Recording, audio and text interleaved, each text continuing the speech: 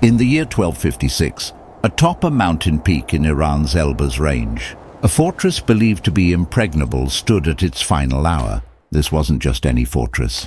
This was Alamut, the Eagle's Nest, headquarters of a secret organization that had terrorized the entire Islamic Middle East for over 150 years.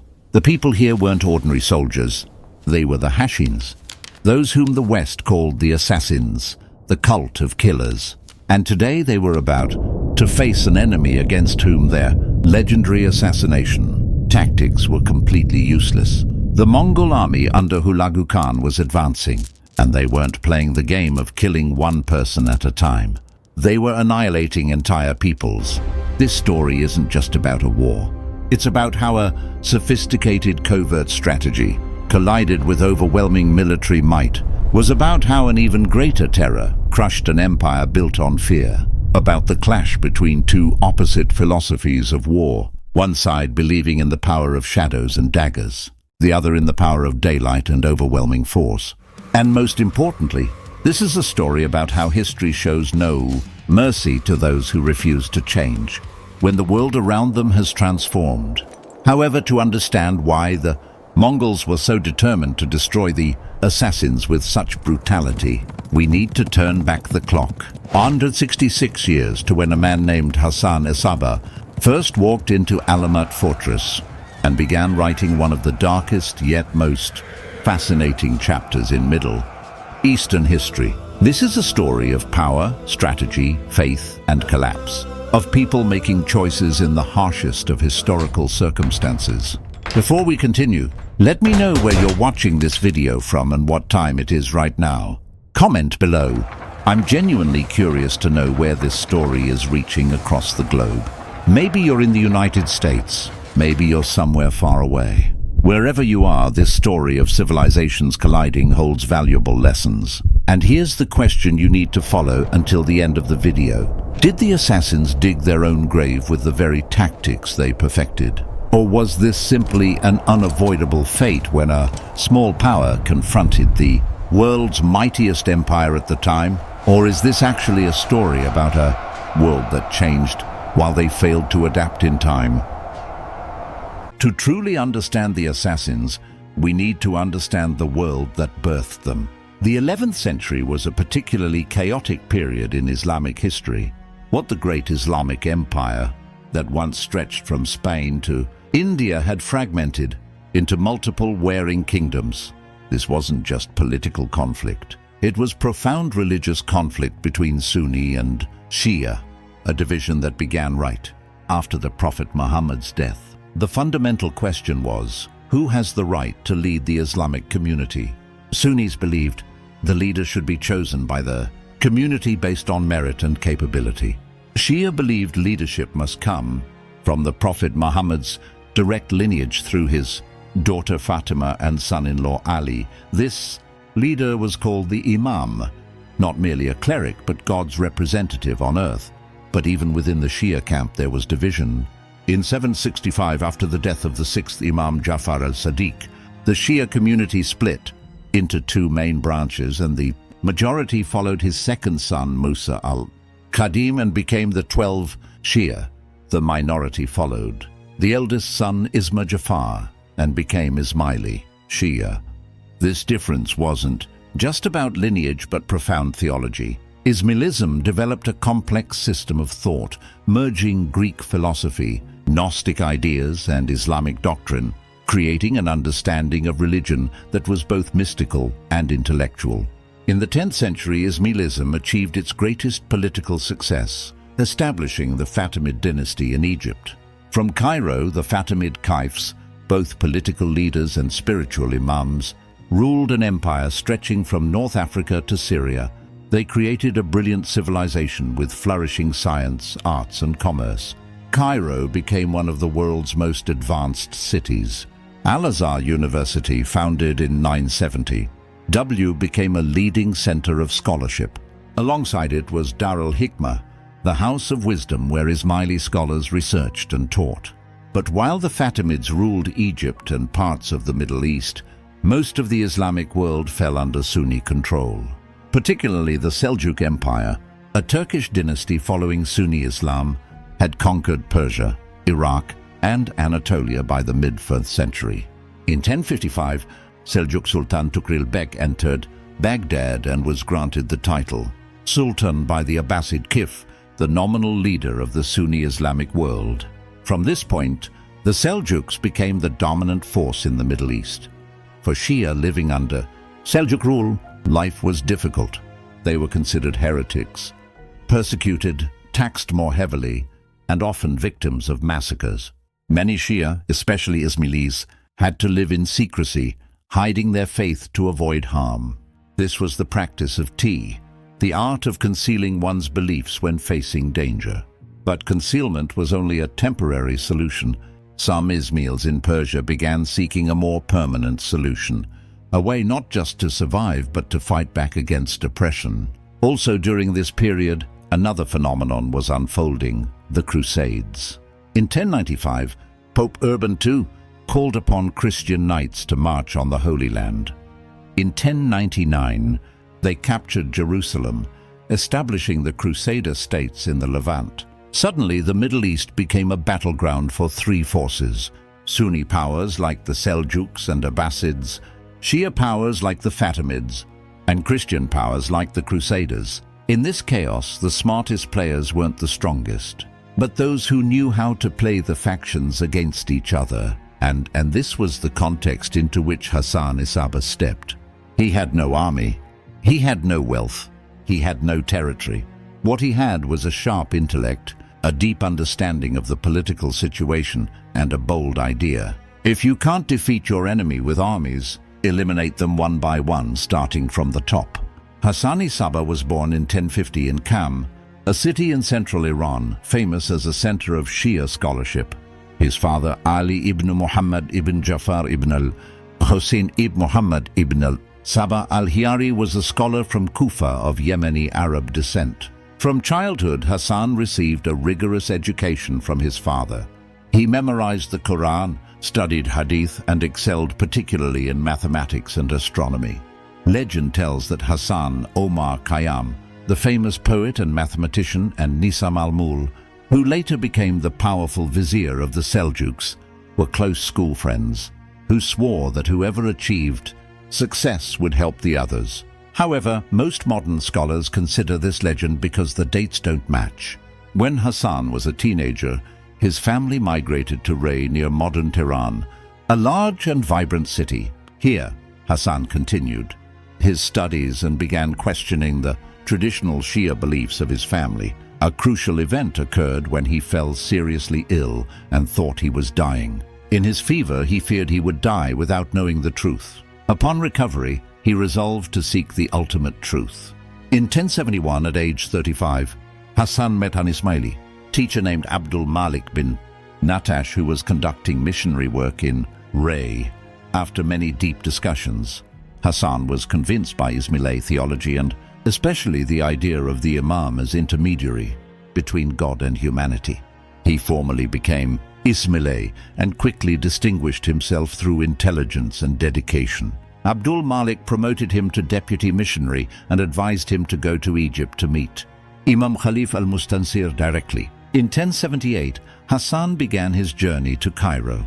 He traveled through Azerbaijan, Janmaya Farikin, where he debated Sunni theologians and was expelled Mosul, Rahba, Damascus, and then sailed through Mediterranean coastal cities. The journey lasted many months full of danger.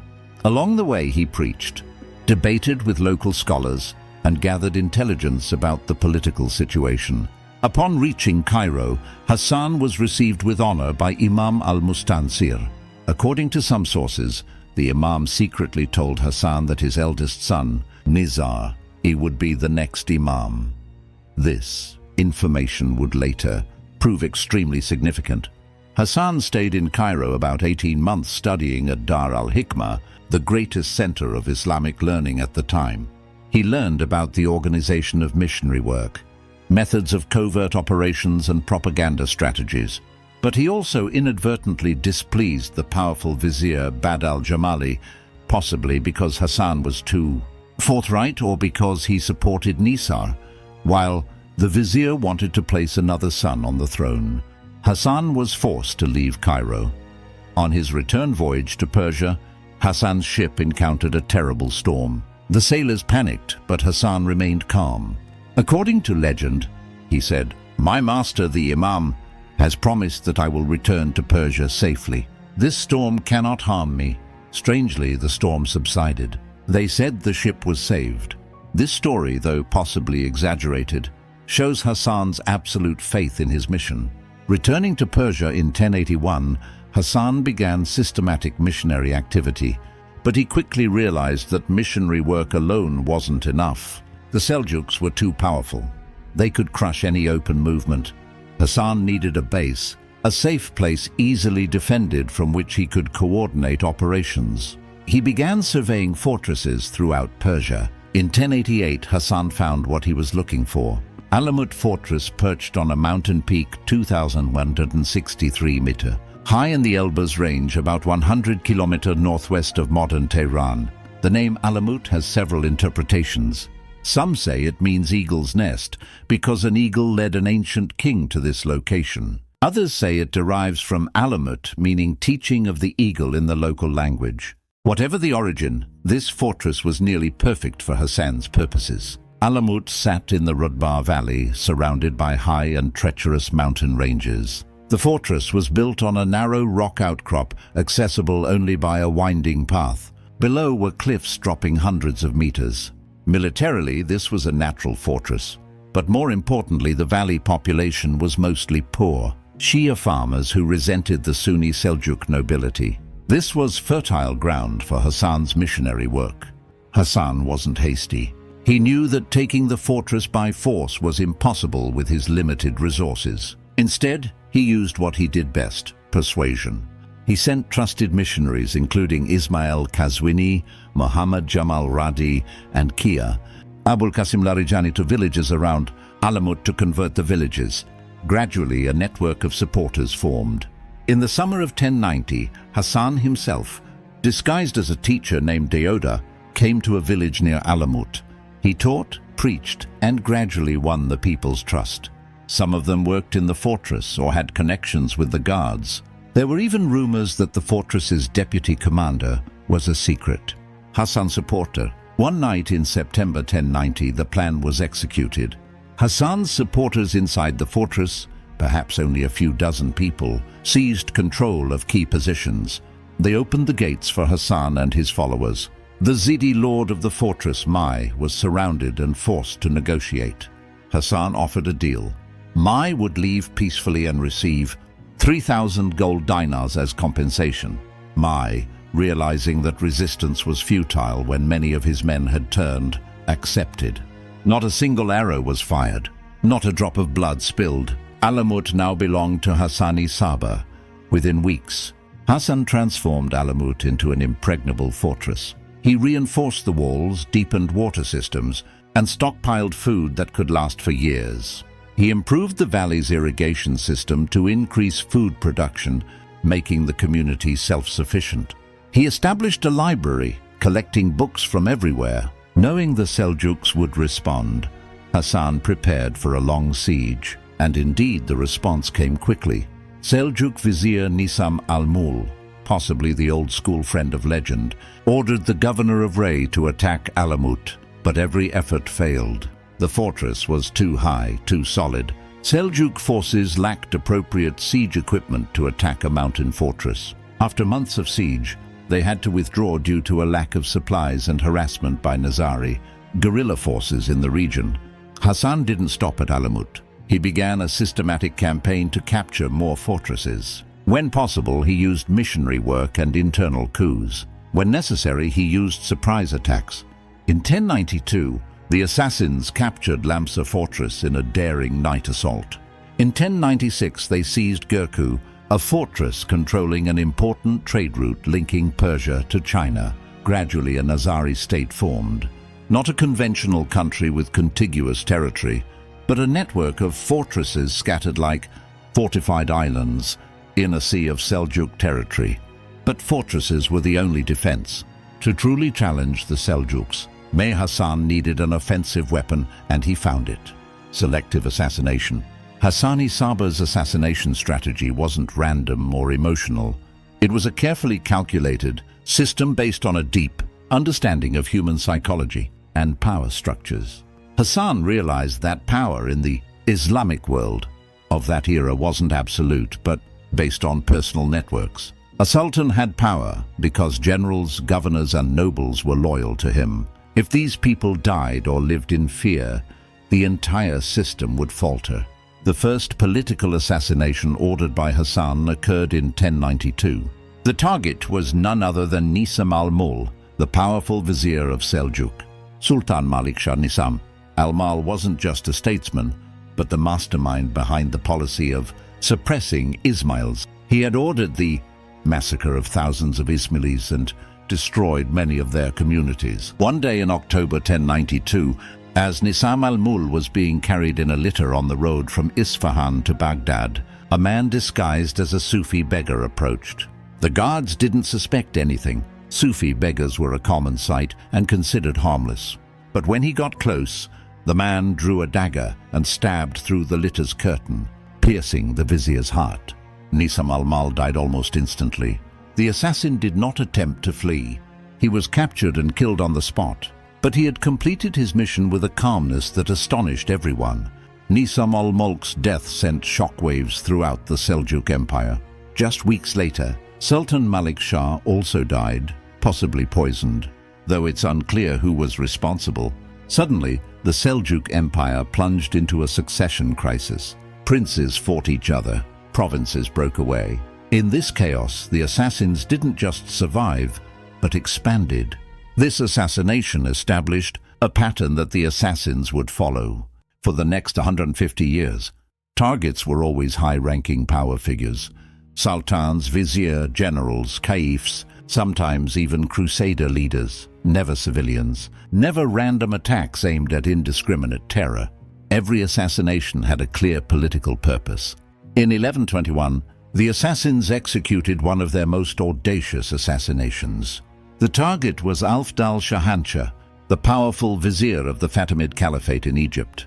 Alfdal was the one who had deposed Nisar and placed his brother on the throne, creating the split between Nizari and Mustali Ismailis. For Hassan and his followers, Al-Afdal was the ultimate traitor.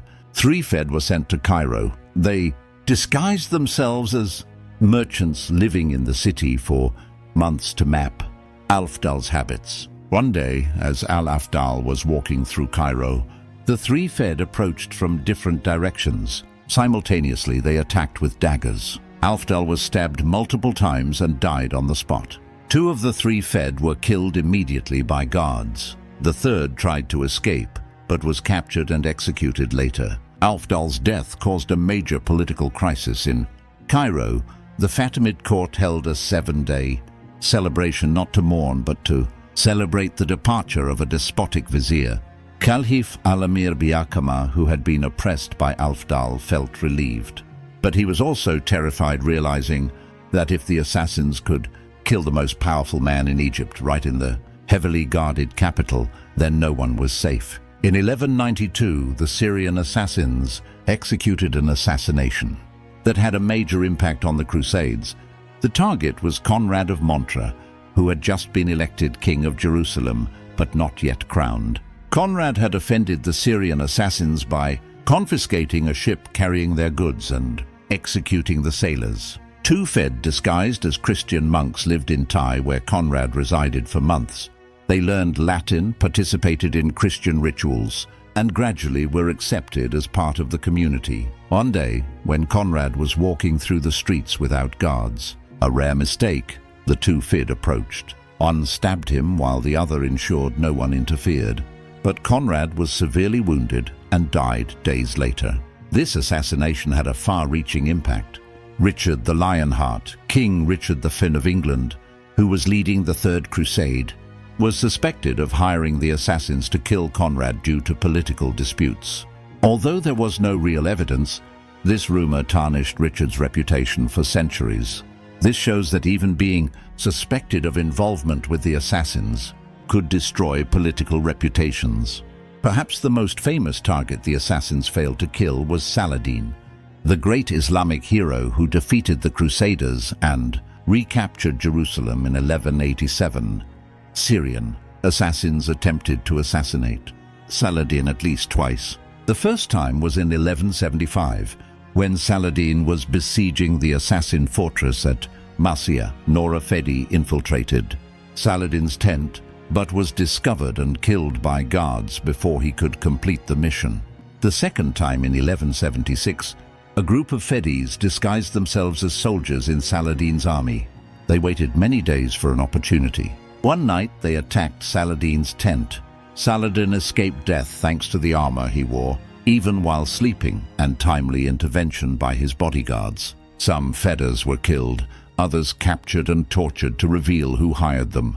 After these two assassination attempts, Saladin lived in persistent fear of the assassins.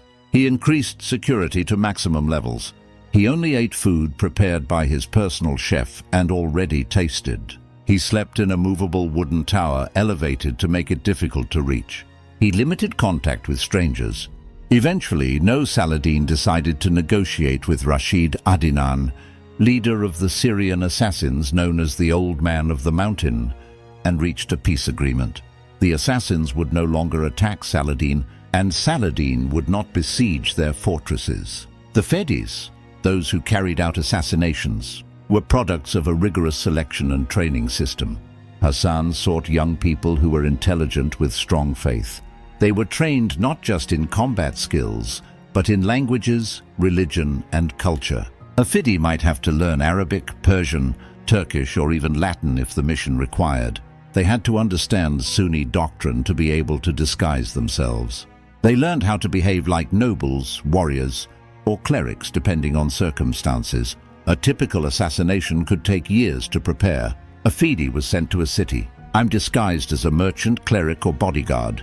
They built a new life, established relationships, and gained trust.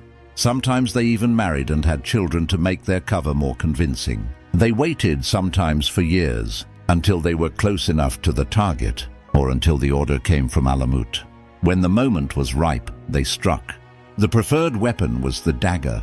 Close, personal, certain, not bow and arrow or poison, because those could fail. The Fedi approached the target in public, in mosques, at markets, in palaces where many people witnessed. This was crucial. The assassination had to be seen. Fear had to spread. The message had to be clear. No one is safe, no matter how many guards they have. After completing the mission, Fidas rarely tried to escape. They stood still, waiting to be captured and killed. Some even smiled as they died. For them, this wasn't meaningless suicide, but the ultimate act of devotion. They believed that by following the Imam's command, God's representative, they ensured their place in paradise. An Arab chronicler wrote about the psychological impact. Not a single general or officer dared leave home without wearing armor under their clothes. They trusted no one. They slept with daggers under pillows. Fear of the assassins spread like plague. This was exactly what Hassan wanted. He didn't need to kill thousands. He only needed to kill the right people and make thousands of others live in fear. The genius of Hassan's strategy wasn't just in the killings themselves, but in the theater surrounding them. Each assassination was a carefully staged performance designed to maximize psychological impact. The Fedi's willingness to die, his calmness in the face of death, the impossibility of preventing attacks even with maximum security. All of this created an aura of invincibility around the assassins that far exceeded their actual capabilities. This is what modern strategists call asymmetric warfare, using unconventional methods to offset conventional military superiority. The assassins didn't try to match their enemies soldier for soldier. Instead, they targeted the command structure, creating chaos and paranoia at the highest levels of power. One well-placed dagger could accomplish what an army of 10,000 could not, but this strategy, brilliant as it was, had a fatal flaw built into it. It worked perfectly in a world of fragmented power, where individual rulers mattered more than institutions. It worked when enemies played by certain unspoken rules. But what would happen when an enemy appeared who didn't care about individual lives, who saw entire populations as expendable, who would respond to the death of one general by sending 10 more.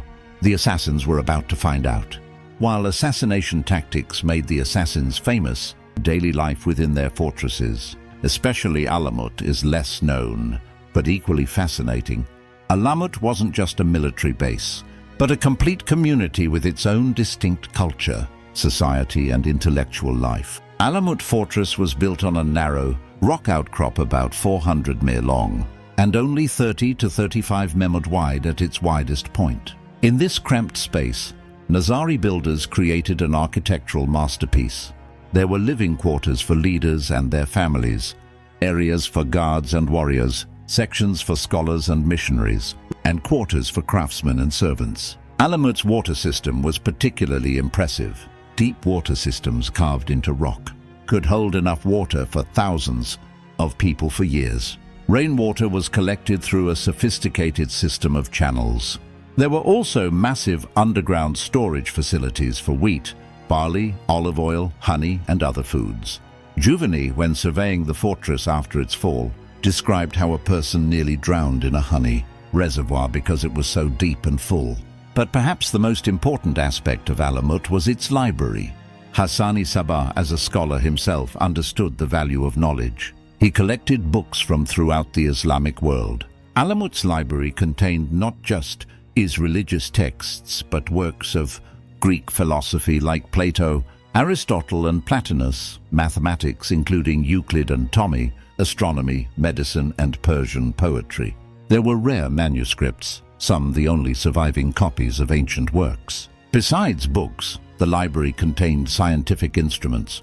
Juveni described astronomical instruments such as curses, celestial spheres, complete and partial astrolabes, and other devices.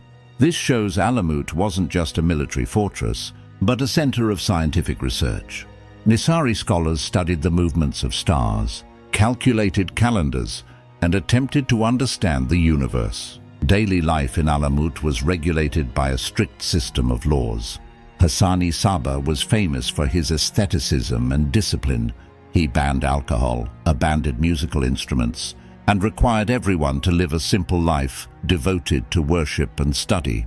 When his son drank wine, he didn't hesitate to order his execution. When another son was suspected of involvement in a murder, he too was executed.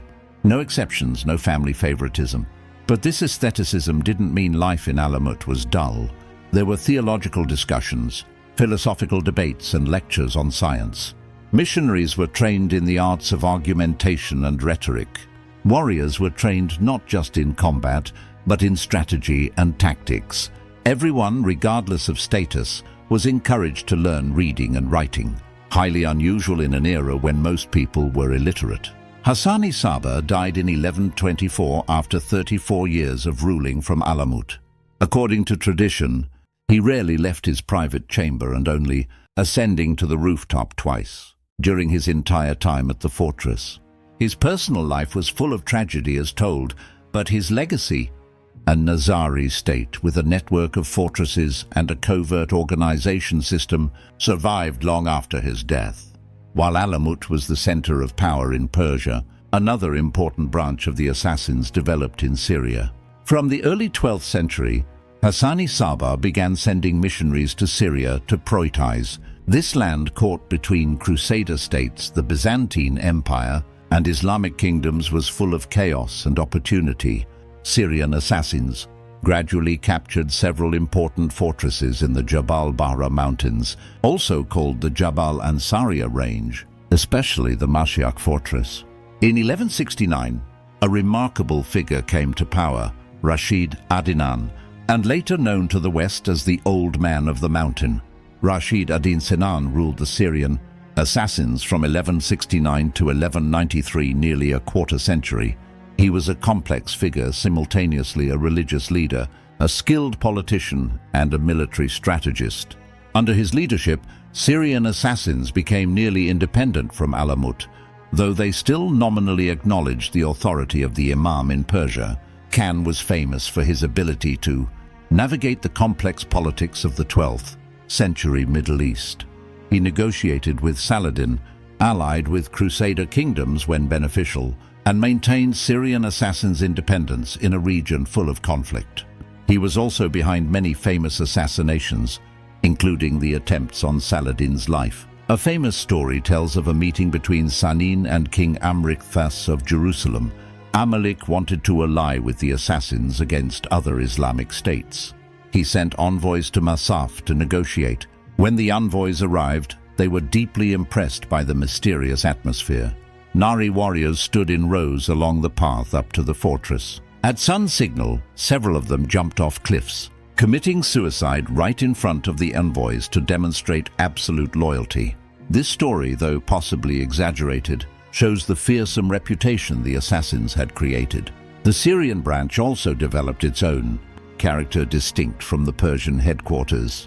While Alamut focused on theological purity and intellectual pursuits, Syrian assassins were more pragmatic, more willing to engage in real politic. They understood that survival in the Levant required flexibility and the ability to play different factions against each other. This pragmatism would serve them well, as the Syrian branch actually outlasted the Persian one. Sinan died in 1193, the same year as Saladin. After him, Syrian assassins continued to exist, but gradually weakened. They faced pressure from Egyptian Mamluks, who would dominate the region after defeating both Mongols and Crusaders. By 1273, Mamluk Sultan Bibars forced Syrian assassins to acknowledge his overlordship and integrate into the Mamluk system.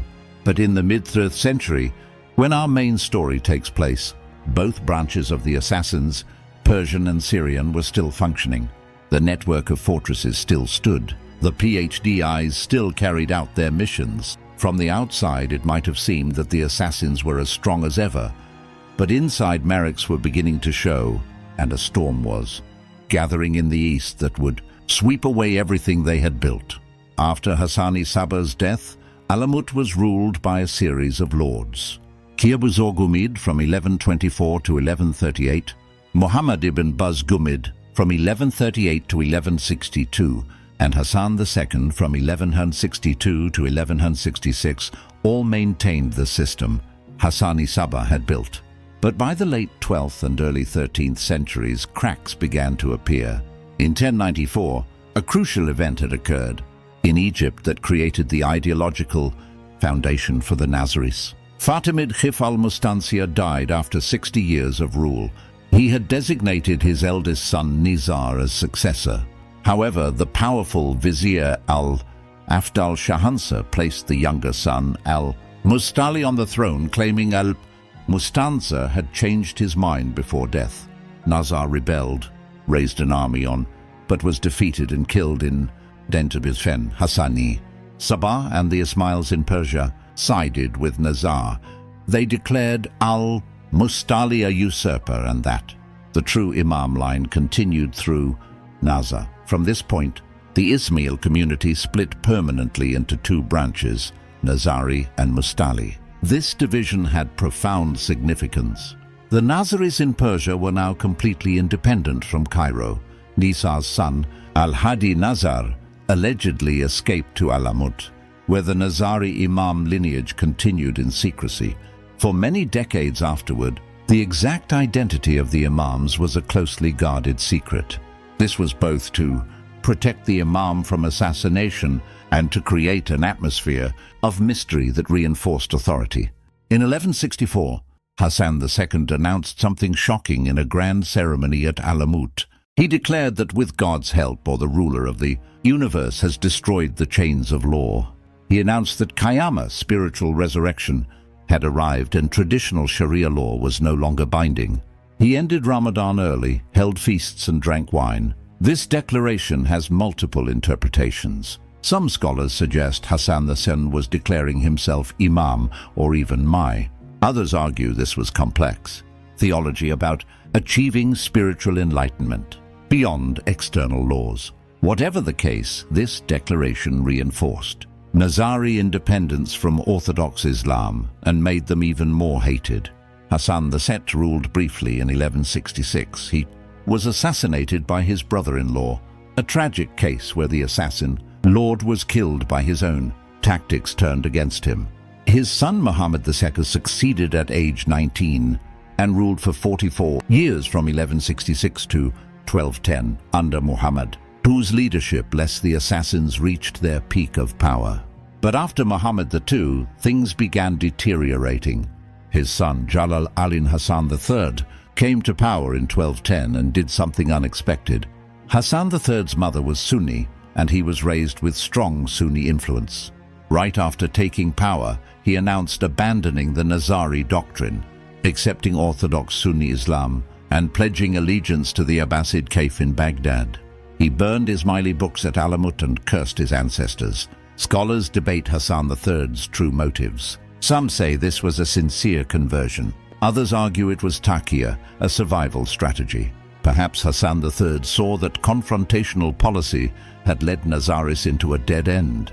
Whatever the motive, Hassan III's policy created chaos within the Nizari community. Many felt betrayed. But Hassan III also gained benefits. Military pressure from the Seljuks in Baghdad decreased. Hassan III ruled for 11 years and died in 1221, possibly poisoned.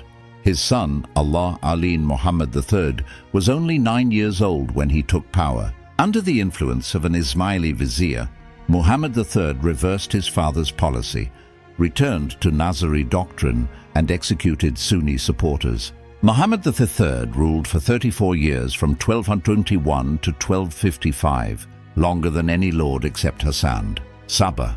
He was a serious Shia scholar, writing many theological works, including a constitution for the Nizari state. He tried to reform the system, punishing corrupt fortress commanders, but these reform efforts created internal enemies. During this time, a new threat was forming in the east.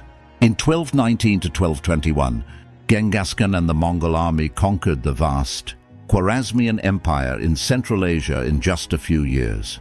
They destroyed ancient cities like Bukhara, Samarkand and Mv with unprecedented brutality. But then the Mongols withdrew. Eastward and the Middle East breathed a temporary sigh of relief. Muhammad III tried to seek alliances against the Mongols. In 1238, he and the Abbasid Caliph jointly sent delegations to Louis IX of France and Edward I of England, proposing an Islamic-Christian alliance against the Mongols. But this proposal was rejected.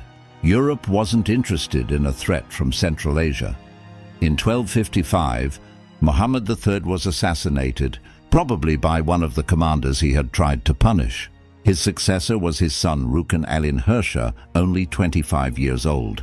Rukn al-Din came to power at the worst possible time, is because at this very moment, Monka Khan, grandson of Genghis Khan, had decided it was time to finish the work his grandfather had started. The young imam inherited not just a state, but a crisis. The treasury was depleted from years of warfare. Several fortress commanders questioned his authority. The network of alliances had collapsed. And most critically, he inherited a strategic doctrine, assassination, that had worked brilliantly for 150 years, but was about to prove utterly useless against the enemy now approaching.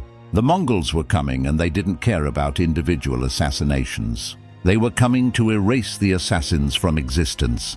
To understand why the Mongols were determined to exterminate the assassins, we need to understand the Mongol Empire and its philosophy.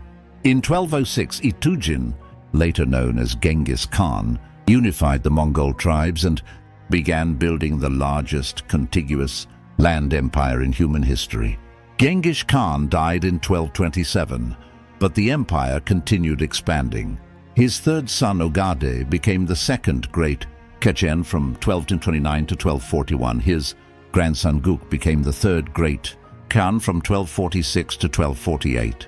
After Guyuk's death, the empire fell into a succession crisis. Finally, in 1251, Monka, eldest son of Toli, came to power in what's called the Tawid Revolution. Monk Khan was a talented and ambitious leader. He believed that Tungri, the Mongol sky god, had entrusted him with the mission of conquering the entire world. For him, there was no room for independent states. Every person must either submit or be destroyed. After taking power, Ma conducted a comprehensive census of the entire empire. The purpose was to know exactly how many people and resources he had to mobilize effectively for war. After obtaining this data, he planned two major simultaneous campaigns, one in the east against the Song dynasty in China, another in the west against the remaining Islamic states. Mongke assigned his brother Kublai the task of conquering the east.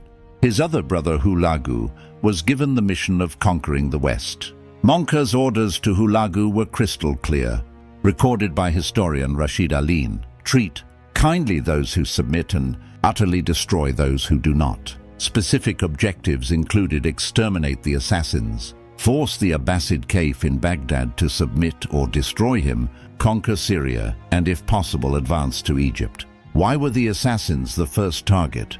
First, they had killed Mongol General Chagatai Noyan in the early 1240s. For the Mongols, killing one of their generals was an unforgivable challenge. Second, there were rumors that in 1251, the assassins sent a large delegation to Mongolia, under the pretext of bringing gifts, but actually concealing 40 to 400 assassins with a mission to kill Monk. Mongol security discovered the plot and forced the delegation to return. William of Rub, a Flemish Franciscan friar sent to Mongolia in 1253, wrote about the strict security measures around Monka. He was surprised to see that no one could approach the Great Khan without passing through multiple layers of inspection. William wrote, "They fear the assassins so much that even as strangers, shadow makes them anxious." Third, Monk received many urgings from his Sunni subjects to destroy the assassins. The Qadi of Kazin came to Monk's court and opened his robe to reveal iron armor underneath. He said, "Great Khan, I must wear this even when coming to your court because the fear of assassins is so great." Finally, Monka had strategic reasons. The assassins controlled a network of fortresses along important routes between Persia and Central Asia. If Hulagu wanted to advance to Baghdad and Syria, he couldn't leave these fortresses behind, always threatening his supply lines. In autumn 1253, Hulagu began his journey from Mongolia to Persia. By Monk's order, 2/10 of the entire empire's fighting force was mobilized. Scholars estimate Hulagu's force ranged from around 20,000 to perhaps 200,000 men. This army took 2 years to move from Mongolia to Persia. In autumn 1255, Hulagu reached Samarkand. The following month, he arrived at Kish. Hulagu was gathering detailed intelligence about the region's terrain, politics, and military situation. He sent spies into Nizari territory. He ordered local vassals to provide troops and supplies. Meanwhile, at Alamut, Rukn Alin Hirsha was desperately trying to prepare. But he faced multiple problems. Some fortress commanders didn't trust him because he was young and inexperienced. The treasury was depleted after years of war. The network of alliances had collapsed, and most critically, he had no real army. Rukn Alin attempted diplomacy. He sent envoys to Mongol commanders offering submission and tribute, but the Mongols weren't interested in tribute. They wanted complete extermination. As Juveni later wrote, Monka Khan ordered that not a single Nizari should survive. The Mongol military machine that approached the Nizari fortresses was unlike anything the Islamic world had seen before. This wasn't an army in the traditional sense, but an entire nation mobilized for war. Every Mongol warrior was a cavalry archer trained from childhood. They could shoot accurately while riding at full gallop. They could survive on minimal rations. They moved with a speed that seemed impossible to medieval observers. But more importantly, the Mongols brought Chinese siege engineers who had perfected the art of fortress warfare. They brought massive trebuchets that could hurl stones weighing hundreds of pounds. They brought mangonels, battering rams, siege towers, and most terrifyingly gunpowder weapons, and including primitive bombs and incendiary devices. They had conquered the fortified cities of China, the strongest fortifications in the world at that time. The mountain castles of Persia, impressive as they were, would not stop them.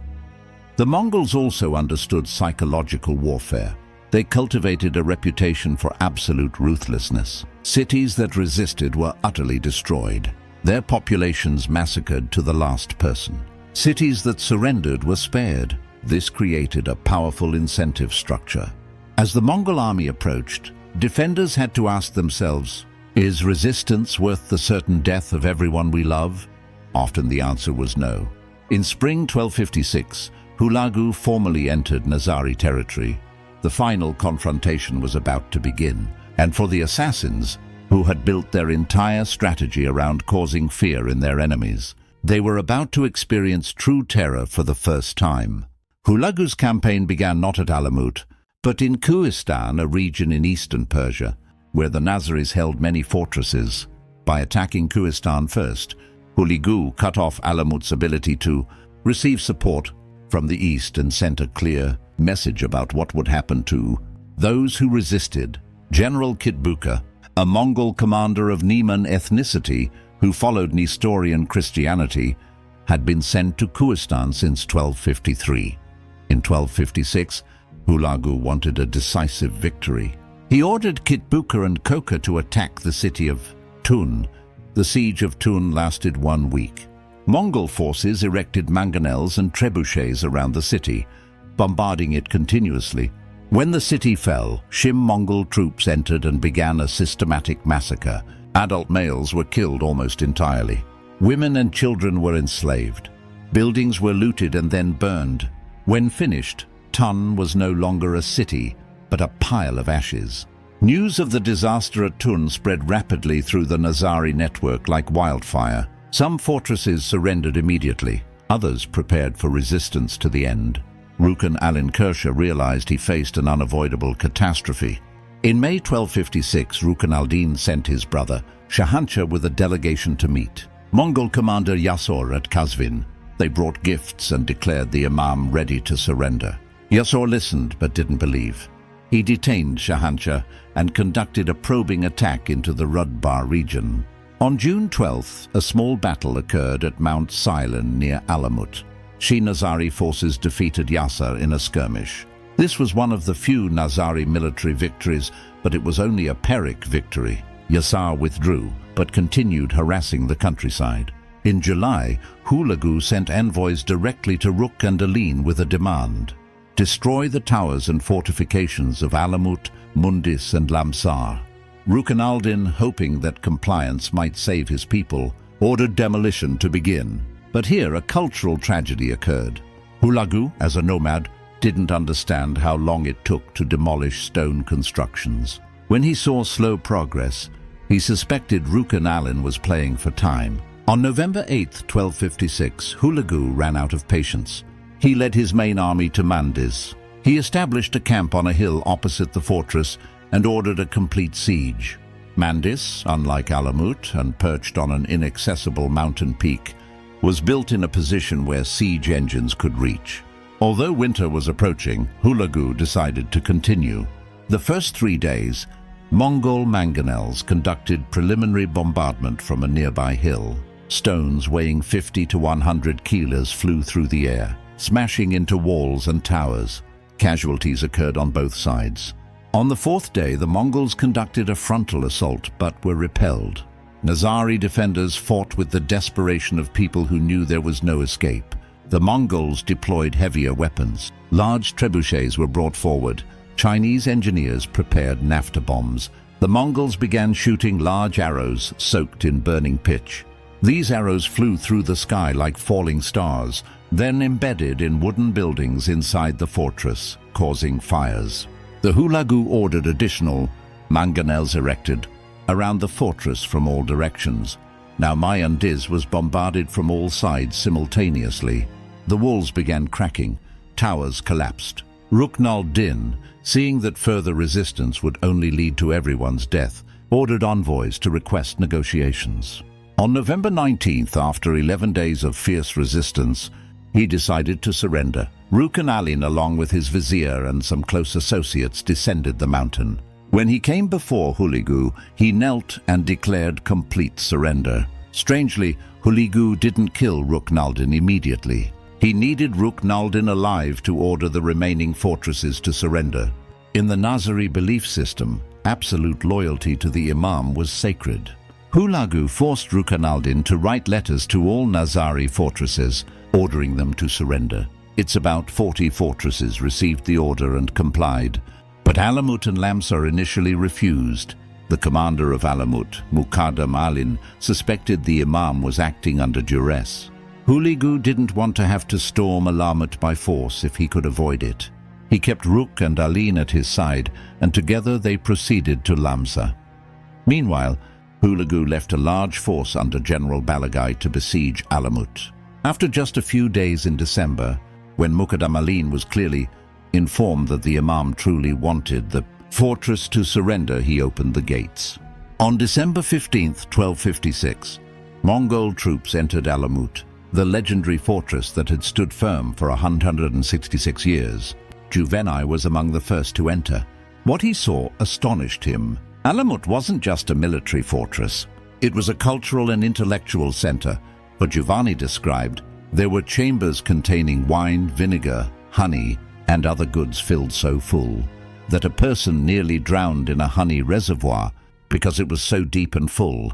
But Alamut's greatest treasure was its library. Giovanni saved copies of the Quran and other valuable books as well as astronomical instruments, but all books relating to their heresy and error were burned. This was an irreparable cultural catastrophe. Most of what we know about the assassins comes from their enemies' sources. After looting the library, Mongol troops began systematic destruction. Giovanni described the walls, reinforced with lime and lead, were very difficult to destroy. They had to burn the buildings first, then demolish them piece by piece. Eventually, Alamoti became a pile of rubble. Lamsa fortress fell in January 1257 due to a cholera outbreak, but Gurku persisted. The Mongols couldn't attack directly, so they decided on a long-term siege. They built permanent structures around the fortress. On December 15, 1270, 13 years after Alamut fell, GQ's defenders finally surrendered, not because of lack of food or water, but lack of clothing in the harsh winter cold. The fall of Gurku marked the end of Nizari military resistance. After 166 years, from 1090 when Hassan-i Sabbah first took Alamut to 1270 when the last fortress fell, the Nizari state was destroyed. Every fortress was in ruins. The network that had terrorized the Middle East was dismantled. The legendary assassins were no more, but the story wasn't over. Because while the fortresses fell and thousands died, both the question of what happened to Rukn al-Din, Kusha, and the fate of the Nizari people was still being written, and it would be written in blood. While the fortresses fell one by one, Rukn al-Din Kosha was living in a strange state. He wasn't imprisoned, but kept at Hulagu's side as a political tool. Hulagu forced him to travel from fortress to fortress, appearing before the gates and ordering commanders to surrender. In spring 1257, when it became clear that some fortresses wouldn't surrender despite the Imam's orders, Rukn al-Din proposed something to Hulagu. He wanted permission to go to Mongolia to meet Great Khan Monka directly. He said if he could meet Monka, he could persuade the remaining fortresses to surrender. Hulagu agreed. A small entourage was prepared. Rukn al-Din, a few family members, some close associates. He and a Mongol escort. The journey from Persia to Mongolia was a massive undertaking. After many months of arduous travel, they finally reached Karakoram. When brought before Monka for an audience, Rukn al-Din must have hoped his plea would be heard. But Monka had no intention of showing mercy. According to sources, Monka rebuked Rukn al-Din for obstructing Mongol forces for failing to deliver Lamsa and Gurku as promised. He didn't care about explanations that some fortress commanders didn't obey the Imam's orders. Monka ordered Rukn al-Din to return to Persia, but Mona had given a secret command. On the return journey at a remote location, possibly near the Tanawala Mountains in southern Mongolia or northern China, the escort received the signal. They turned and attacked Rukn al-Din's entourage. No warning, no trial. Now no formal sentencing, simply cold execution. Rukn al-Din, his family and his associates were all killed.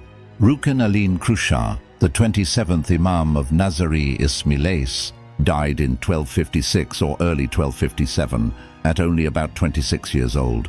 His reign lasted just 1 year, a year in which the state his ancestors had built for 166 years completely collapsed. But Ruknaldin's death was only the beginning of a much larger tragedy. Monka. Khan had ordered not just the Imam's death but the massacre of the entire Nizari community. Juveni and Rashid. Alin recorded that Monka issued a general massacre order against all Nizaris. Mongol troops and their local allies swept through valleys and towns where Nizaris lived. They killed indiscriminately. Men, women, the elderly, children. Contemporary estimates, though possibly exaggerated, it suggests about 100,000 people were killed. Why were the Mongols so brutal? Partly strategic. The Mongols understood that Nizaris weren't an ordinary state. They were a covert network, an ideology. As long as Nizaris survived, there was a risk they would reorganize. The only way to ensure safety was to eliminate the root. But there was also a cultural element. In the Mongol worldview, there was a clear division: those who followed Tangre's will through the Great Khan and those who opposed it. The Nizaris had opposed, even dared attempt to assassinate the Great Khan. This was an unforgivable sacrilege. The entire group had to be punished to make an example for anyone else who might think of challenging Mongol authority. The massacres were systematic and thorough. Mongol commanders received orders to search every village in regions where Nizaris were known to live. Local Sunni populations who had suffered under Nizari terror for generations often eagerly assisted in identifying Nizaris. Some who had hidden their Ismaili identity for years were betrayed by neighbors. Entire families were dragged from their homes and executed in public squares. The Mongols employed a method they had perfected in China: collective responsibility. If a village was found to have sheltered Nizaris, the entire village could be destroyed. This created powerful incentives for communities to turn over any Nazis among them. The psychological warfare was as effective as the physical violence. But despite this systematic campaign of extermination, the Mongols couldn't kill everyone. Some Nizaris managed to escape to remote regions. Some successfully hid their identity. Some fled to areas beyond Mongol control. And these survivors, scattered and traumatized, would eventually become the seeds of the community's remarkable resurrection. But the story doesn't end there. Although the Nizari state was destroyed and tens of thousands were killed, the Nizari Ismaili community didn't completely disappear. Some people survived, and from these survivors, a new community would gradually emerge. Immediately after the catastrophe, surviving Nizaris had to make difficult choices. Some fled to remote regions where Mongol reach was difficult: Afghanistan, Badakhshan in the Pomar Mountains, and Sindh in Pakistan. Others took refuge in Dalam itself, the original homeland of the movement, and where deep valleys and high mountains created countless hiding places. To avoid continued persecution, many Nizaris concealed their religious identity. They blended into Sufi communities, a mystical tradition of Islam that was less controversial. Sufism, with its emphasis on personal, spiritual experience and symbolic interpretation of religion, had some commonalities with Ismaili theology. Therefore, becoming Sufi wasn't completely alien to Nizaris.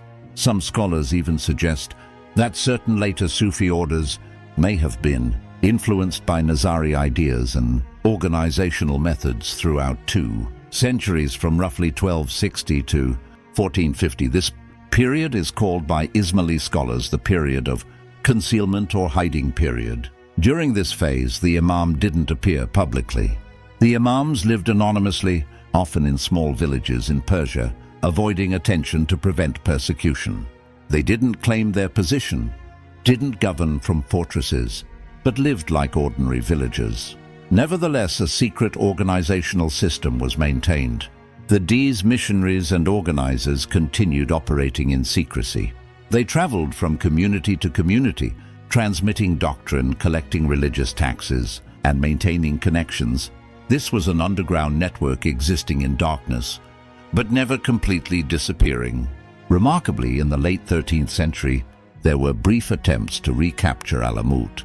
In 1275, a Nizari group actually retook the fortress for a few months. This showed the spirit of resistance still existed even after the catastrophe. But Mongol forces under Hulagu Khan, Hulagu's son, quickly suppressed this uprising in the 14th century. And according to historian Mashi, A Nizari imam named Hudawand Muhammad again recaptured Alamut. His descendants apparently stayed there until the late 15th century. But these were only the last sparks of the fortress era. The world had changed. Nazaris couldn't and didn't want to return to the old strategy. They gradually transformed into a peaceful religious community. In the 15th century, Nizari imams began reappearing publicly in Anjudan, a small village near Isfahan. This marked the beginning of the Anjudan revival period. The imams gradually rebuilt prestige and organization, though never regaining political or military power. They became purely religious and spiritual leaders, focusing on maintaining faith and serving the community. From the 16th century onward, many Nazaris migrated to South Asia, Pakistan, and India. Following trade routes, they established prosperous merchant communities, especially in Gujarat, Mumbai, and Sindh. They became known as honest, hard-working traders. In 1817 or 1814, according to some sources, an important event occurred. The Nizari imam at that time, Hassan Ali Shah, was granted the title Akan by Fath Ali Shah of Iran. This was a title of Turk-Mongol origin, meaning lord or chief. The irony here is striking. The very people who nearly exterminated the Nizaris, the Mongols now inadvertently, provided the title for their leader through long-term cultural influence in the region. The first Akan had to leave Persia in the mid-9th century after a conflict with authorities. He migrated to India, where he was welcomed by the British Empire under British protection, and the Nizari community in South Asia flourished. Subsequent Akhans, especially Akhan III, Sultan Muhammad Shah, who ruled from 1885 to 1957, modernized the community, establishing schools, hospitals, and charitable organizations. Akhan IV, Prince Shah Karim al-Husseini, came to power in 1957 at age 20, succeeding his grandfather. Under his leadership, the Nizari community has become one of the most progressive and well-organized religious communities in the world. The A.A. Khan Development Network operates hundreds of projects worldwide, schools educating over 2 million students annually, hospitals serving millions of patients, microfinance banks helping small businesses, rural development projects, and much more. Today, the Nizari is Smiley community, numbers approximately 15 to 20 million people worldwide.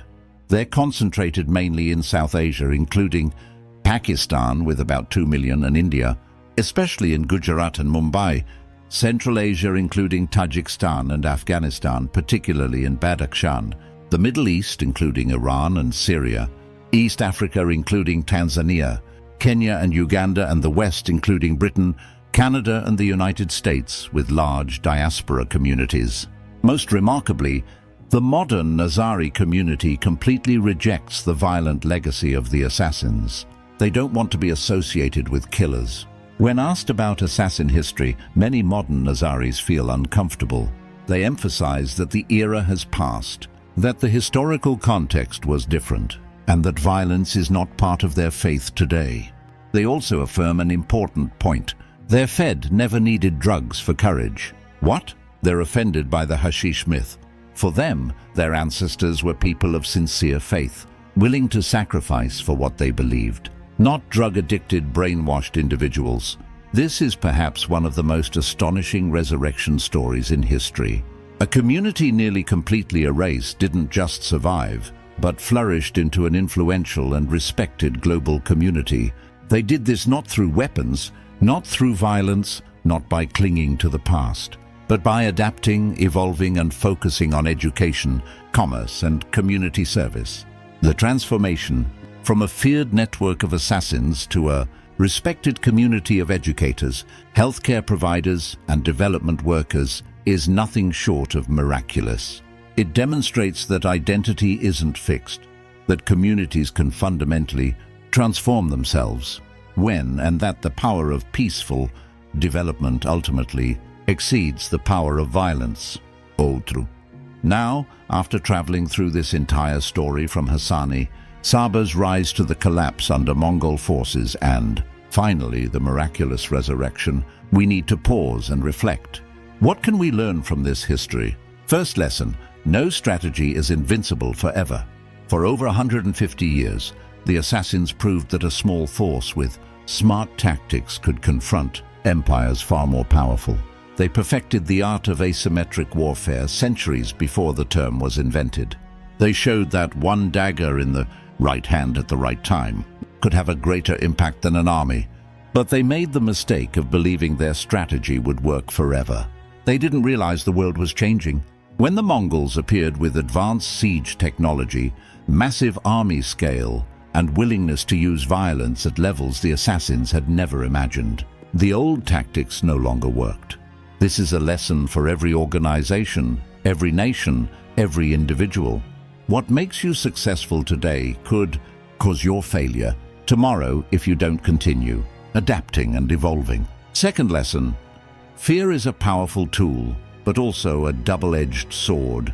The assassins built their entire empire on fear. They made sultans tremble. They made generals wear armor even while sleeping. They created an atmosphere where no one felt safe, and this gave them influence far exceeding their actual numbers and resources. But fear also creates hatred. People feared the assassins, but they also hated them. When an enemy appeared who wasn't subdued by fear, no one stood up to defend the assassins. And even other Islamic communities rejoiced at seeing them destroyed. This lesson is relevant today. Power based on fear may be effective in the short term, but it's not sustainable long term. True power, lasting power, comes from respect, trust, and positive relationships. Third lesson, isolation is dangerous. The assassins never really built alliances. They trusted in self-reliance. They thought as long as they had strong fortresses and brave fidais, they could survive. But when the Mongols attacked, no one came to help them. They faced the storm alone. In today's world, when problems are increasingly global and interconnected, isolation is a risky strategy. Whether you're an individual, organization, or nation, building networks, alliances, and cooperative relationships is essential for survival and prosperity. Fourth lesson, leadership determines destiny. Imagine if Hassan-i Sabbah was still alive in 1256. A man with his strategic vision, experience, and prestige might have handled the situation differently. Perhaps he would have recognized sooner that fighting the Mongols with old methods was impossible. Perhaps he would have evacuated the most important people, hidden valuable documents, and created secret bases for later reconstruction. But instead, power fell to Rukan Alan Kershaw, a young, inexperienced person coming to power at the worst possible time. He wasn't a bad leader, but he wasn't the person that moment needed. And the difference between a capable leader and an insufficient one can be the difference between life and death, between survival and extinction. Fifth lesson, adapt or die. This is perhaps the most important lesson. The assassins succeeded because they adapted to the 11th and 12th century world, a world of fragmented kingdoms, personal power, and small-scale warfare. Assassination tactics were perfect for that world. But when the world changed, when centralized empires emerged, when military technology advanced, when the scale of warfare increased, the assassins didn't adapt fast enough. They clung to old tactics, and that killed them. However, the Nizari community after the catastrophe showed astonishing adaptability. They completely abandoned military and political strategy. They shifted to commerce, education, and social welfare. They adapted to each new era, Safavid period, British colonial period, and modern era, and each time found ways not just to survive but to thrive. Sixth lesson, culture and community are stronger than military power. The Mongols destroyed every Nizari fortress. They killed tens of thousands. They burned libraries, erasing history. Physically, they annihilated the Nizari state, but they couldn't destroy faith, culture, and community consciousness. These existed in the hearts and minds of survivors. And as long as these existed, the community could be rebuilt. Today, no Alamut fortresses remain. No assassin networks remain, but the Nizari Ismaili community still exists, 15 to 20 million strong, spread across the world. What survived wasn't military power, but cultural identity, religious faith, and community consciousness. Did the assassins dig their own grave, or was this an unavoidable fate? The answer, like most historical questions, isn't simple. Yes, they created enemies with their tactics. Yes, they didn't adapt fast enough to the changing world. Yes, they made strategic mistakes. But it's also true that the Mongols were a force few in that era's world could resist. The Khwarezmian Empire, far more powerful than the assassins, was crushed. The Caliph of Baghdad, nominal leader of the entire Sunni Islamic world, was killed. Crusader kingdoms had to flee. Therefore, one could say the assassins did their best in extremely difficult circumstances. Rukan Alin, by surrendering, saved at least some Nizaris from complete massacre. If he had chosen resistance to the end at every fortress, perhaps no one would have survived to tell the story.